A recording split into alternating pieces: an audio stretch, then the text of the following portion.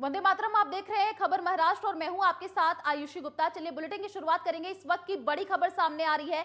महाराष्ट्र पर राज करेगी शिंदे सरकार। बहुमत परीक्षण में शिंदे सरकार पास। आपको बता दें कि फ्लोर टेस्ट में शिंदे सरकार को बहुमत मिला है।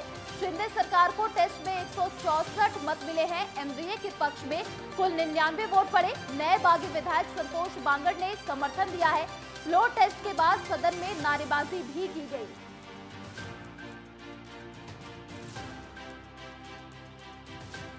तो नए बागी विधायक संतोष बांगड़ ने समर्थन दिया है। ये बड़ी अपडेट आपको बता रहे हैं। फ्लोर टेस्ट के बाद सदन में नारेबाजी भी की गई। तो महाराष्ट्र में शिंदे सरकार अब राज करेगी। बहुमत परीक्षण में शिंदे सरकार पास हुई। ये बड़ी जानकारी महाराष्ट्र से। फ्लोर टेस्ट में शिंदे सरकार को बहुमत मिला है।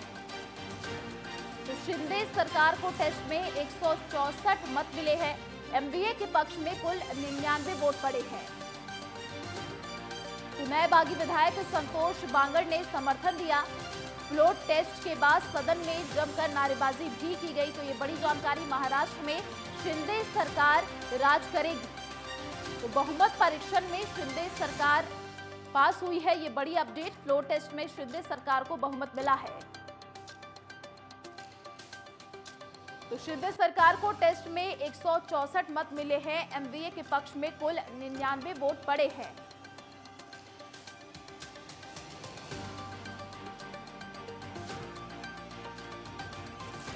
तो ये बड़ी जानकारी। महाराष्ट्र में शिंदे सरकार अब राज करेगी।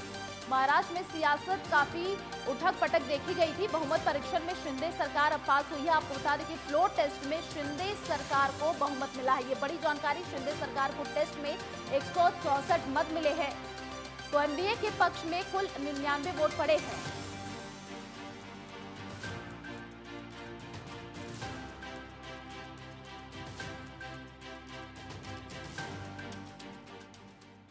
और इसी खबर पर अधिक जानकारी के लिए महाराष्ट्र ब्यूरो चीफ विनोद ओझा जी हमारे साथ फोन लाइन पर जुड़ चुके हैं। जी विनोद जी, देखिए अब शिंदे सरकार राज करेगी महाराष्ट्र में। अभी फ्लोर टेस्ट भी हुआ है, उसमें शिंदे गुट को पास भी किया गया है। क्या जानकारी अभी मिल पा रही है? आयुषी, जैसा कि हम लोग कल उम्मीद कर रहे थे उसके अनुसार आज वोटिंग हो गई। आज भी 164 वोट मिले हैं और उनको बहुमत मिला हुआ है।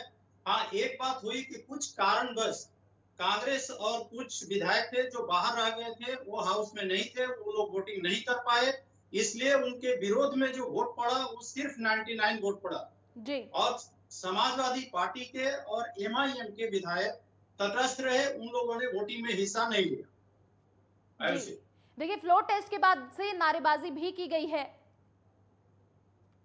देखिए फ्लोर टेस्ट में नारेबाजी नहीं की गई, बहुत सारे कमेंट भी किए गए और एक दूसरे के ऊपर छींटाकशी की जा रही थी। जब विधानसभा में सभी को एक मौका दिया गया था कि जो भी मुख्यमंत्री है एकनाथ शिंदे, उनका अभिनंदन किया जाए, उस टाइम में कुछ शिवसेना के विधायकों ने, उद्धव ठाकरे गुट के विधायकों ने ये शुरू किया और उसके बाद से ये एक दूसरे पे आरोप प्रत्यारोप शुरू हुआ।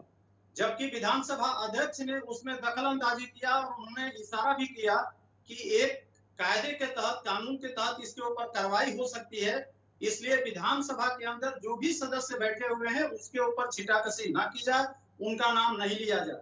तो थोड़ा सा गर्म माहौल देखने को मिला और ऐसा लगता है कि अब आने वाले समय में इसका असर और भी देखने को मिलेगा। और एक बात मैं और बता दूं कि जब अभी ये विधानसभा चल रहा है, शिवसेना भवन में उद्धव ठाकरे अपने शिव सैनिकों के साथ मीटिंग ले रहे हैं। वहां पे ऑलरेडी शिव सैनिकों का जमावड़ा लगा हुआ है। तो अब जो इनकी साख की लड़ाई है कि शिवसेना किसकी है, तो उसके बारे में ये बातें आगे बढ़ने वाली है और इसको लेकर के कानूनी लड़ाई तो चलेगी, लेकिन कुछ चीजें सड़कों पर भी देखने को मिलेगा। जी देखिए, एमवीए के पक्ष में भी कुल 99 वोट पड़े हैं। इसको लेकर के अभी क्या और जानकारी मिल पा रही है? देखिए 99 वोट पड़े हैं और कुछ विधायक थे जिनको पूछा गया, जैसे अशोक चौहान वगैरह जैसे सीनियर नेता थे, उन लोगों से पूछा गया कि आप उपलब्ध नहीं थे, तो उन्होंने कहा कि नहीं, हम लोग लॉबी में थे और चूंकि वोटिंग के टाइम में दरवाजा बंद कर दिया गया था, ये कल भी हुआ था, तो दरवाजा बंद होने की वजह से ये लोग अंदर नहीं जा सके और इसलिए ये लोग वोटिंग में हिस्सा नहीं ले पाए।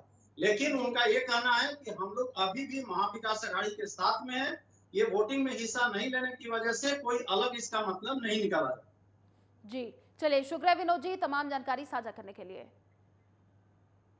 तो पुणे से खबर, संजय पांडे को ईडी का नोटिस मिला है। मुंबई के पूर्व पुलिस आयुक्त है संजय पांडे। आपको बता दें कि मनी लॉन्ड्रिंग मामले में समन भेजा गया है। 5 जुलाई को संजय पांडे से पूछताछ होगी। तो 30 जून को सेवानिवृत्त हुए हैं संजय पांडे, ये बड़ी जानकारी आपको दे रहे हैं। मनी लॉन्ड्रिंग मामले में समन भेजा गया है। 30 जून को सेवानिवृत्त हुए हैं संजय पांडे। तो 5 जुलाई को संजय पांडे से पूछताछ होगी। 30 जून को सेवानिवृत्त संजय पांडे हुए, ये बड़ी जानकारी सामने आ रही है। पुणे से संजय पांडे को ईडी का नोटिस जारी किया गया है। मुंबई के पूर्व पुलिस आयुक्त है संजय पांडे। तो ईडी अब संजय पांडे से पूछताछ करेगी। मनी लॉन्ड्रिंग मामले में समन भेजा गया है। तो 5 जुलाई को संजय पांडे से पूछताछ होनी है, ये बड़ी जानकारी आपको दे रहे हैं। 30 जून को सेवानिवृत्त संजय पांडे हुए हैं। तो पुणे से बड़ी अपडेट, संजय पांडे को ईडी का नोटिस भेजा गया। अब ईडी संजय पांडे से पूछताछ करेगी। मुंबई के पूर्व पुलिस आयुक्त है संजय पांडे। मनी लॉन्ड्रिंग मामले में इनको समन भेजा गया है। तो 5 जुलाई को संजय पांडे से पूछताछ होनी है। 30 जून को सेवानिवृत्त संजय पांडे हुए हैं, ये बड़ी अपडेट पुणे से सामने आ रही है। संजय पांडे को ईडी का नोटिस भेजा गया है। तो मुंबई के पूर्व पुलिस आयुक्त संजय पांडे हैं, ये बड़ी जानकारी। मनी लॉन्ड्रिंग मामले में समन संजय पांडे को भेजा गया है। तो 5 जुलाई को संजय पांडे से पूछताछ होनी है। पुणे से ये बड़ी अपडेट सामने आ रही है। संजय पांडे से अब ईडी पूछताछ करेगी। 30 जून को सेवानिवृत्त संजय पांडे हुए हैं। तो मुंबई के पूर्व पुलिस आयुक्त संजय पांडे हैं, अब इनसे ईडी पूछताछ करेगी। समन भेजा गया, मनी लॉन्ड्रिंग मामले में इनको समन भेजा गया है और अब ईडी इनसे पूछताछ करने वाली है। 5 जुलाई को संजय पांडे से पूछताछ होगी। तो 30 जून को सेवानिवृत्त संजय पांडे हुए हैं और अब ईडी ने इनको समन भेजा है। ईडी संजय पांडे से पूछताछ करेगी। मुंबई के पूर्व पुलिस आयुक्त संजय पांडे हैं, तो अब ईडी ने समन भेजा है और मनी लॉन्ड्रिंग मामले में अब इनसे पूछताछ की जाएगी। तो ईडी का ये बड़ा एक्शन, संजय पांडे से अब पूछताछ होनी है। 5 जुलाई को संजय पांडे से पूछताछ ईडी करने वाली है। 30 जून को सेवानिवृत्त संजय पांडे हुए हैं। पुणे से ये बड़ी जानकारी, संजय पांडे को ईडी का नोटिस भेजा गया है। मुंबई के पूर्व पुलिस आयुक्त है संजय पांडे और अब संजय पांडे से पूछताछ की जाएगी। मनी लॉन्ड्रिंग मामले में इनको समन भेजा गया है। तो 5 जुलाई को संजय पांडे से पूछताछ होनी है, ये बड़ी अपडेट पुणे से सामने आ रही है। 30 जून को सेवानिवृत्त संजय पांडे हुए हैं और अब ईडी इनसे पूछताछ करेगी। संजय पांडे को ईडी का नोटिस गया है। मुंबई के पूर्व पुलिस आयुक्त है संजय पांडे। तो मनी लॉन्ड्रिंग मामले में समन भेजा गया है। अब संजय पांडे से ईडी पूछताछ करेगी।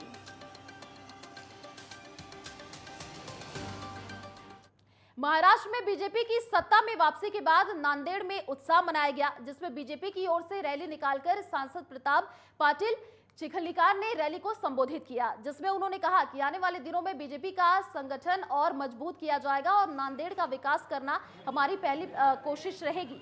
आपको बता दें कि नांदेड़ शहर के रेलवे स्टेशन से निकली हुई रैली वसंत नगर तक निकाली गई।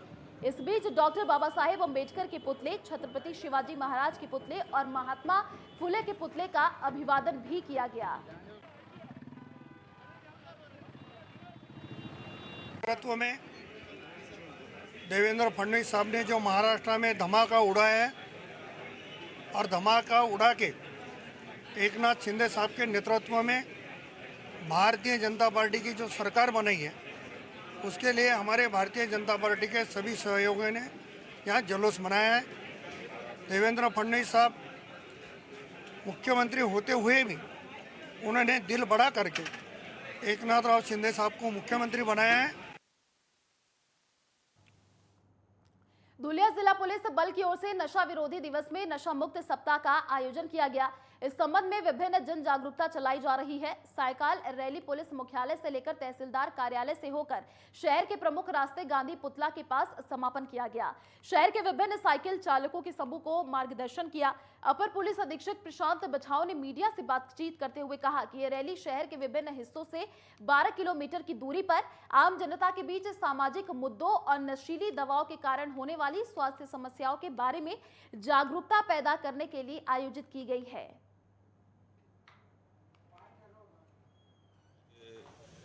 विरुद्ध अभियान के अंतर्गत ये पहला प्रोग्राम है। धुले पुलिस की तरफ से साइकिल रैली आयोजित की गई है।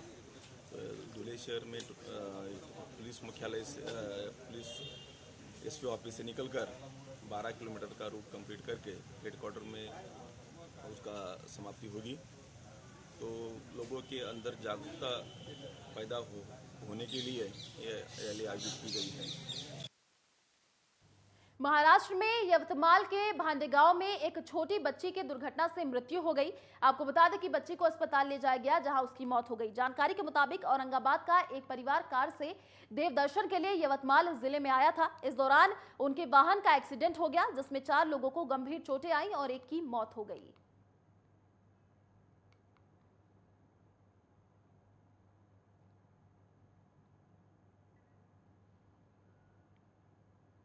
पुणे से सटे योरवड़ा में साई की पालकी का बड़े उत्साह से शिवसेना की ओर से स्वागत किया गया। पुणे से शिरडी पैदल जाने वाली यात्री का पुणे में आगमन हुआ। इसके दर्शन के लिए भारी भीड़ उमड़ पड़ी। पालकी का स्वागत शिवसेना की ओर से किया गया। इसके लिए भव्य आयोजन भी किया गया। शिवसेना उप शहर प्रमुख आनंद गोयल ने पालकी का स्वागत किया। आए हुए सभी यात्रियों के लिए पानी और खाने का इंतजाम भी किया गया।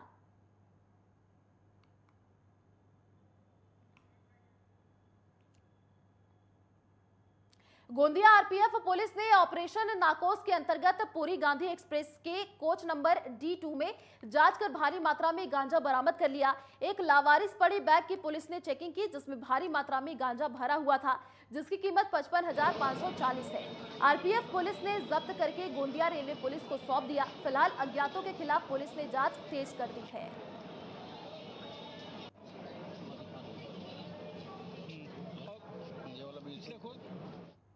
चलिए रुकते हैं छोटे से ब्रेक के लिए, जल्द लौटेंगे कुछ और खबरों के साथ।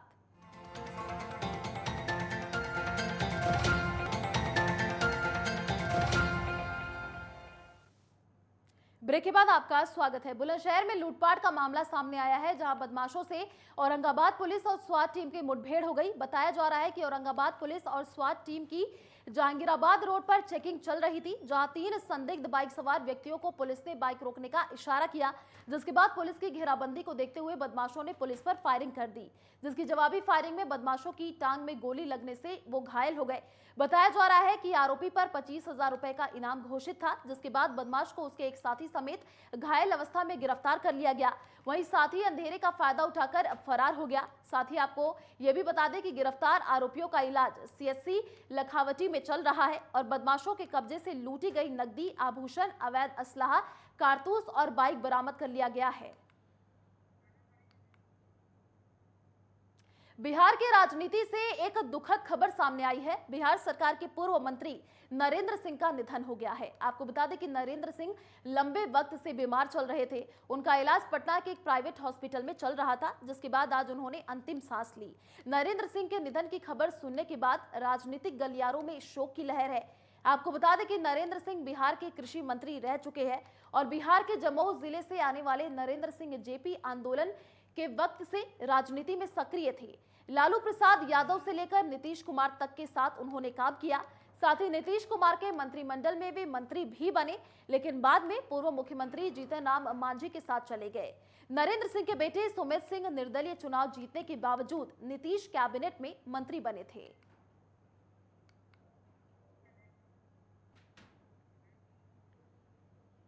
राजधानी दिल्ली के पांडव नगर इलाके में स्कूटी टच होने पर एक युवक की चाकू मारकर हत्या कर दी गई। आपको बता दें कि युवक अपने दोस्त के साथ शराब खरीदने पहुंचा था। इस दौरान उसकी किसी अनजान युवक से कहासुनी हो गई, जिसके बाद युवक अपने एक साथी के साथ आया और हथियार से युवक पर एक के बाद एक कई वार किए। घायल युवक को अस्पताल ले जाते समय उसकी उसी वक्त मौत हो गई। फिलहाल पुलिस ने मामला दर्ज कर जांच शुरू कर दी है।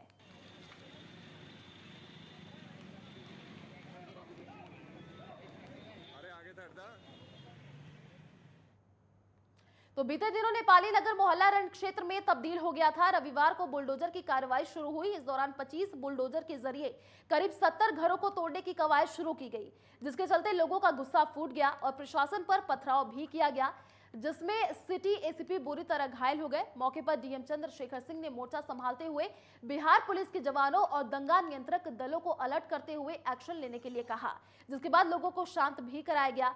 सोमवार की सुबह से एक बार फिर से बोल दो जरा एक्शन शुरू हो गया है और एक एक करके जो बचे हुए मकान हैं उनको तोड़ने की कार्रवाई लगातार जारी है।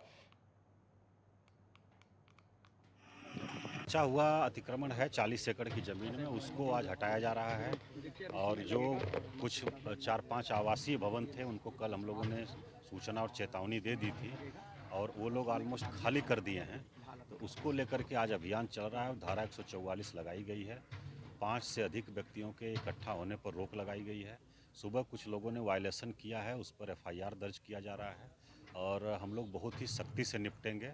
और पूरी तरह से ये अवैध है, किसी के पास कोई कागज़ नहीं है और भू माफियाओं के चक्कर में ये लोग कर करके और इस प्रकार की स्थिति पैदा किए हैं। और अभी जो अस्थाई बाउंड्री वाल है, अभी अस्थाई बाउंड्री वाल जो है उसको हम लोग जो है नोटिस की आवश्यकता नहीं होती है, क्योंकि अस्थाई अतिक्रमण में नोटिस देने की आवश्यकता नहीं है, उसको हम लोग अभी हटाएंगे। कल की कार्रवाई में कुल 25 लोग गिरफ्तार हुआ था, जिसमें जो इन लोगों ने अपने समितियां बना के रखी हुई हैं, जिनका कोई पंजीकरण नहीं है, जिनका कोई प्राधिकार नहीं है, उन लोगों को भी गिरफ्तार किया गया है। और आज भी वीडियोग्राफी के माध्यम से और फोटोग्राफी जो कल हमारी तरफ से हुई थी, जो भी बलवाई हैं, उपद्रवी हैं, उनमें से बहुत से लोगों को चिन्हित किया गया है और उनकी गिरफ्तारी की कार्रवाई चल रही है। यहाँ पे 144 की निषेधाज्ञा लागू है और कल हम लोगों ने माइकिंग भी करवाया है, आज सुबह भी माइकिंग करवाई है कि अगर कोई 5 आदमी की प्रयोजन से यहाँ पे जमा होगा, साथ के साथ हम उनको गिरफ्तार करेंगे और जेल भेजेंगे। पीएम मोदी के छोटे भाई प्रहलाद दामोदर दास मोदी वृंदावन पहुंचे, जहां उन्होंने विश्व प्रसिद्ध ठाकुर बाके बिहारी मंदिर का दर्शन कर पूजन अर्चना की। साथ ही वे वृंदावन में संतों की बैठक में शामिल हुए और सनातन हिंदू धर्म को लेकर संतों के साथ मंथन भी किया। इस बीच उन्होंने उदयपुर की घटना को लेकर कहा कि जो हुआ उसको सोचना नहीं चाहिए, अब आगे क्या रणनीति हो कि सनातन हिंदू की रक्षा हो सके, इसके लिए संतों के पास आया हूँ। साथ ही उन्होंने पीएम मोदी, गृह मंत्री, मुख्यमंत्री योगी आदित्यनाथ को मिली धमकी को लेकर कहा कि धमकी देना वामरों का काम है और हम वामपंथियों की मुंह तोड़ जवाब देते हुए रहेंगे। इन्हीं के उपलक्ष्य में श्रीमान प्रहलाद जी मोदी के वर्तमान की निधि है, उस प्रयास को समझने के लिए और बस वृंदावन बांके बिहारी जी के दर्शन के लिए आया और सुना था कि वृंदावन में जो संत यहाँ बसे हैं, उनके दिल में राष्ट्र के लिए एक बड़ी ऊर्जा है। तो मैंने सोचा कि जब मैं आया हूँ तो मैं संतों के दर्शन करूँ, संतों से वार्तालाप करूँ, मिलूँ। मुजफ्फरनगर में पानीपत खटीमा राजमार्ग पर गांव कवाल में 2 गाड़ियों की जबरदस्त भिड़ंत हो गई। हादसे में एक युवक की दर्दनाक मौत हो गई और 5 लोग गंभीर रूप से घायल हो गए। हादसे के दौरान आसपास के लोगों की भीड़ लग गई। इसी दौरान घटना की जानकारी पुलिस को दी गई। सूचना मिलते ही पुलिस ने घटनास्थल पर पहुंचकर शव को पोस्टमार्टम के लिए भेज दिया और घायलों को इलाज के लिए अस्पताल में भर्ती करा दिया। फिलहाल घायलों का इलाज अस्पताल में जारी है और स्थानीय पुलिस मामले की जाँच कर रही है।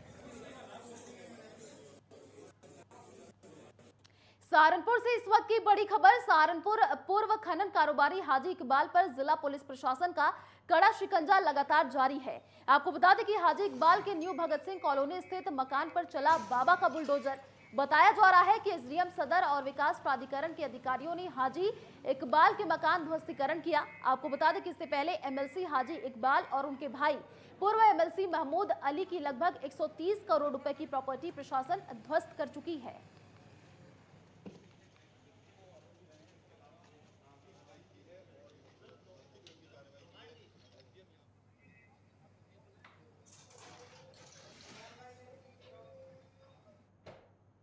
जौनपुर में शादी में आए बारातियों के बीच आपस में हुए झगड़े के दौरान गोलियां चल गई। दरअसल दरवाजे पर स्वागत के लिए खड़े लड़की के चाचा को गोली लग गई। घटना की सूचना आनन फानन में पुलिस को दी गई। सूचना मिलते ही पुलिस ने घटनास्थल पर पहुंचकर पीड़ित को इलाज के लिए अस्पताल में भर्ती कराया। फिलहाल पीड़ित का इलाज अस्पताल में जारी है। हवाई फायर कर दी है। उस फायर में से एक फायर लड़की के चाचा अवधेश उम्र करीब 40 वर्ष के बाएं कंधे पर लगी कंधे को चीरती हुई गोली निकल गई, जिसको पब्लिक के लोग तुरंत जिला अस्पताल ले गए। वहाँ पर उसकी मरहम पट्टी करके उसको वापस कर दिया। थाना बक्सा पुलिस और मैं सूचना पर तुरंत मौके पर पहुँचे। सारे बाराती भाग गए थे। महिलाओं को सुरक्षित उनके घर भिजवाया गया। इसके बाद बातचीत करने के बाद दोनों पक्षों को तैयार किया गया। लड़का पक्ष को पुनः बुलाकर शादी विधिवत संपन्न कराई गई। लड़के की तलाश वीडियो कैमरे के जरिए की जा रही है। बहुत जल्दी इसको गिरफ्तार किया जाएगा।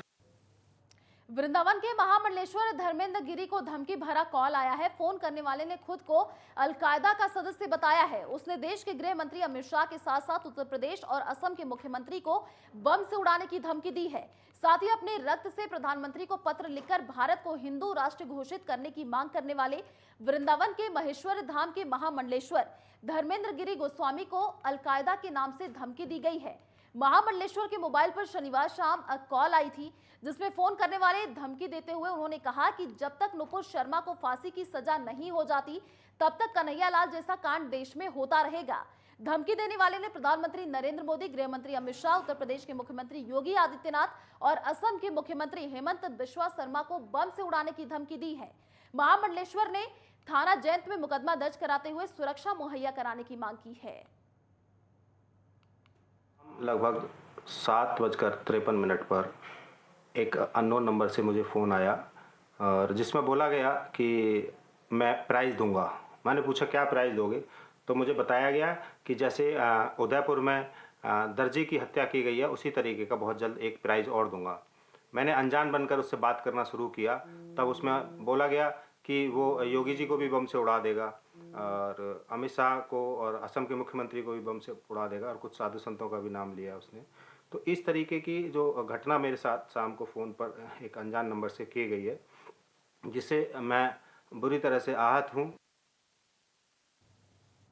छत्तीसगढ़ के बालोद में शासन के आदेशानुसार वृहद वृक्षारोपण अभियान चलाया जा रहा है। इसी क्रम में रक्षित केंद्र पर पुलिस अधीक्षक जितेंद्र कुमार यादव के कुशल नेतृत्व में पुलिस लाइन परिसर को बेहतर और हरा भरा रखने के लिए वृक्षारोपण किया गया, जिसमें सभी अधिकारियों और कर्मचारियों ने अपने आसपास पौधे लगाने और स्वच्छ पर्यावरण के निर्माण के लिए हर स्तर पर बढ़ चढ़कर योगदान करने की अपील की गई। पुलिस अधीक्षक ने अपने संबोधन में कहा कि ये कार्यक्रम हमारे लिए सिर्फ एक वृक्ष लगाने तक सीमित नहीं है, बल्कि प्रकृति और पर्यावरण के प्रति हम सभी के दायित्व को बताने वाला एक अवसर भी है। इस मौके पर आपको बता दें कि डीएसपी बोनीफास और यातायात प्रभारी दिलेश्वर चंद्रवंशी समेत अन्य अधिकारी और कर्मचारीगण मौजूद रहे। रक्षित केंद्र में वन महोत्सव का कार्यक्रम रखा गया था, जिसके तहत चूंकि अभी बारिश का सीजन है, इसको देखते हुए पुलिस लाइन को और उसको सुंदर बनाने के लिए और हमारे अपने खुद के भविष्य को देखते हुए उन्होंने अधिक से अधिक पौधारोपण का एक अभियान चलाया था, जिसके तहत जो है रक्षित केंद्र में लगभग 100 पौधे लगाए गए और जिसमें स्वयं पुलिस अधीक्षक महोदय ने भी अपना पौधारोपण किया है और इसके माध्यम से वो संदेश देना चाहते हैं कि अधिक से अधिक जो है पौधे लगा करके प्रकृति को संरक्षित करना है, ताकि हमारा जो है भविष्य वो संरक्षित रह सके। चलिए फिलहाल इस बुलेटिन में इतना ही। देश और दुनिया की तमाम बड़ी खबरों को देखने के लिए आप देखते रहिए नेटवर्क 10। जय हिंद।